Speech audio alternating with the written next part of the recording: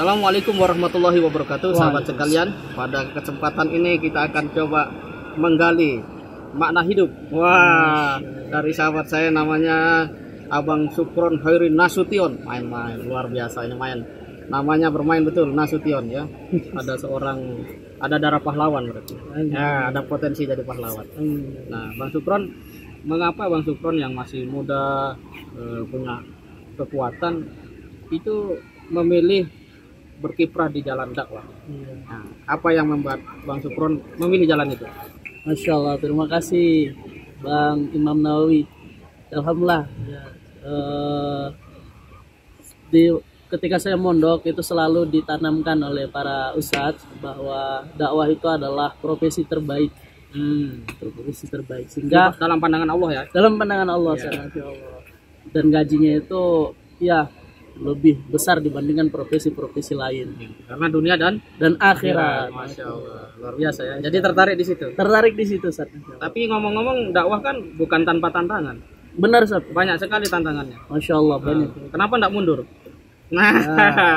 Silakan. Ya alhamdulillah, pengalaman saya dulu ketika pertama tamat aliyah itu kami ditugaskan dakwah ke Kepulauan Nias.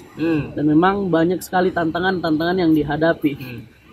Justru ketika menghadapi tantangan itu, di saat itulah kita merasakan pertolongan Allah, sehingga kita semakin tertarik dan cinta dengan dakwah, bukan malah milih mundur di jalan dakwah ini saat ya. Di antara pengalaman itu salah satunya ketika kami hendak dakwah ke salah satu kecamatan di Kabupaten Nias itu, nama kecamatannya Idanegao. Waktu itu kami hampir ditikam dengan pisau, Ustaz. Oleh pemuda Nias. Ketika itu dia sedang mabuk. Mabuk tua Nias. Tuanya itu tua suling, warnanya putih. Itu kalau dihidupkan api maka dia nyamber kayak bensin, Ustaz. Berarti legalitas miras bahaya ya? Bahaya sekali, Masya Allah. Ya, lanjut. Bisa merusak dan mengganggu semua, Masya Allah. Ya alhamdulillah. Pada saat itu kita langsung lari tanpa harus melayani, karena sedang mabuk kan? Karena sedang mabuk. Kita kan bertugas untuk melayani orang waras. Benar kan? Tidak perlu ditanggapi yang seperti itu. Sambil kita telepon teman-teman, ada kebetulan teman di Kodim, beliau lah yang membantu berjalan dakwah kita. Ya. Sehingga aman ya? Aman alhamdulillah. Ya. Ada saja tantangan-tantangan dakwah di daerah, di lapangan atau di daerah-daerah pedalaman itu. Tapi tidak membuat mundur ya? Alhamdulillah, justru semakin menambah kecintaan terhadap dakwah. Nah, di dakwah biasanya kan identik dengan pertolongan Allah yang dekat. Ada nggak dirasakan pengalaman di mana pertolongan Allah terasa begitu luar biasa bagi Alhamdulillah bagi ada. Itu? Ya alhamdulillah ada saat ya. Banyak saat pengalaman-pengalaman Allah beri pertolongan yang begitu cepat, sebagaimana ya firman-Nya Allah ya. Allah mengatakan wa idza ta'alaka ibadi anni fa inni qarib ujibu da'watad da'i idza da'ani falyastajibu li wa yu'minu. Ketika kita bertanya kepada Allah di mana, Allah itu dekat, dan itu kita rasakan itu ketika bertugas di daerah. Suatu ketika saat istri saya sedang sakit, waktu itu kami kondisi masih merintis, masih berdua di daerah bersama istri. Bulan madu di situ ya? Iya, bulan madunya di daerah. Tempat tinggal juga masih numpang. Tempat tinggal numpang. Kemudian ya kita belum punya banyak kenalan, masih beberapa orang saja. Pada saat itu Allah uji, istri saya keguguran. Setelah dibawa ke rumah sakit, ternyata dokter menyarankan untuk kuretase atau operasi ringan. Ya saya cukup bingung karena tidak pernah mengalami hal seperti ini. Ya saya telepon keluarga menjelaskan bahwa kuretase itu sakit, bahkan lebih sakit dari melahirkan. Tapi saya yakin ada Allah. Bahwa pertolongan pertama itu yang dapat menolong itu Allah. Sehingga saya coba untuk bersabar, sebagaimana firman Allah, kalau kita sedang minta tolong sama Allah itu dengan cara sabar dan sholat. Jadi sholat setelah itu? Alhamdulillah saya lakukan ya. Setelah itu saya ambil wudhu, sholat 2 rakaat, minta petunjuk sama Allah. Kemudian berdoa.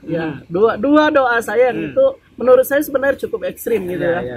Menurut saya cukup ekstrim doanya. Ya saya berdoa, ya Allah, saya minta kepada Engkau hilangkan rasa sakit sebagaimana Engkau hilangkan rasa panas terhadap Nabiullah Ibrahim ketika Nabiullah Ibrahim dibakar. Dan Engkau pasti bisa lakukan itu ya Allah. Kemudian yang kedua, ya Allah, bantulah saya saat ini saya sedang bingung untuk membayar biaya rumah sakit karena biaya rumah sakit cukup besar, Ustaz. Pada saat itu satu malamnya itu ketika saya tanya untuk yang kelas ekonomi saja 3 juta per malam. Jadi ke atas sudah kebayang lah ya. Ke atas sudah kebayang, lebih besar lagi, Masya Allah. Ya akhirnya saya bersolat 2 rakaat, berdoa, kemudian sambil menunggu istri masuk ruangan operasi. Ya ketika itu operasi jam 6 sore. Selesai operasi menjelang maghrib, sebentar hajat, tapi nunggu, ternyata dia kondisi sudah tidak sadar. Saya nunggu sadar itu sampai jam 12 malam. Sampai jam 12 malam ketika sadar, saya coba elus-elus, ya saya coba tanya perlahan, ketika sudah mulai bisa ngomong, ya bagaimana perasaannya, bagaimana rasanya. Saya tanya gimana rasanya, sakit atau tidak. Dia jawab tidak sakit, Masya Allah. Saya kaget. Ya Allah, apakah ini jawaban dari doa saya tadi? Ya, saya juga berpikir kok bisa nggak sakit. Ternyata ketika dioperasi dia dibius total, dibius total seperti orang mati. Ya. Nah, terus bayar listrik, bayar rumah sakit. Ya bayar rumah sakit. Listrik naik terus ya. Terus bayar rumah sakit. Ketika itu selesai dari ruangan ICU dibawa ke ruangan untuk rawat inap, Ustaz ya. Ke kamar.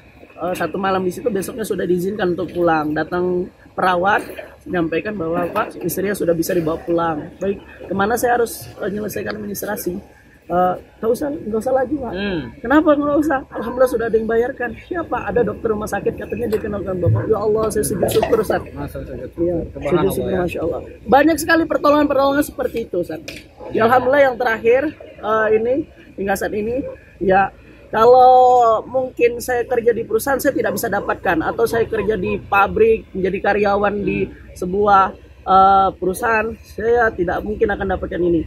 Alhamdulillah, insya Allah saya sudah daftar untuk umroh, Ustaz. Ada yang berangkat kan? Masya Allah. Kapan berangkat ini? Kapan berangkat? Nunggu selesai COVID. Oh Masya Allah. Nunggu selesai luar COVID. biasa ya. Ya ini bagian dari hadiah-hadiah pertolongan Allah yang kita rasakan ketika kita berada di jalan dakwah ini, Ustaz. Masya Allah. Jadi sahabat sekalian yang berbahagia, keyakinan, kesungguhan, dan keistiqomahan akan memberikan hasil yang sangat baik bagi kehidupan kita. Amin. Bang Sukron adalah satu bukti di antara sekian banyak bukti pertolongan Allah kepada mereka yang menekuni dakwah. Kalau sahabat belum bisa seperti Bang Sukron 24 jam total dalam dakwah, setidaknya dengan pikiran, materi, keterampilan, pengalaman, bahkan jaringan, ayo dorong untuk kemajuan dakwah Islam di Indonesia. Terima kasih banyak Bang Sukron. Sama-sama. Semoga bermanfaat. Assalamualaikum warahmatullahi wabarakatuh. Waalaikumsalam warahmatullahi wabarakatuh.